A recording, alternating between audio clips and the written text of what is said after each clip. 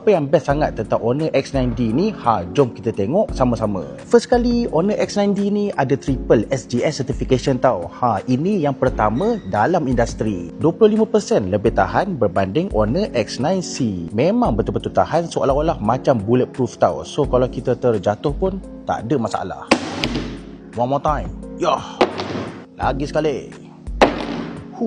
Yang bagusnya tahun ni dia punya screen design flat tau. So memang lebih cantik lah. Siapa je yang minta screen curve kan? Lepas tu tahun ni dia ada IP69K water and dust resistant. So memang lebih upgrade berbanding tahun lepas. Bukan setakat boleh kena air dengan dust je, tapi dia boleh tahan juga haba dengan tekanan yang tinggi. Lepas tu dekat sini kita ada drainage dengan dust removal tau. So kita boleh buang habuk dengan air yang masuk dekat lubang bawah ni. Bateri dalam ni pun makin besar tau. Sekarang ni kita ada 8300 mAh bateri silicon carbon. Memang betul-betul besar bateri dia. Kita siap boleh reverse charging iPhone dan still boleh pakai phone ni sepanjang hari. Tapi yang tak bestnya, korang tak boleh dah pre-order Honor X9D ni. So korang kena tunggu 10 Oktober baru boleh beli.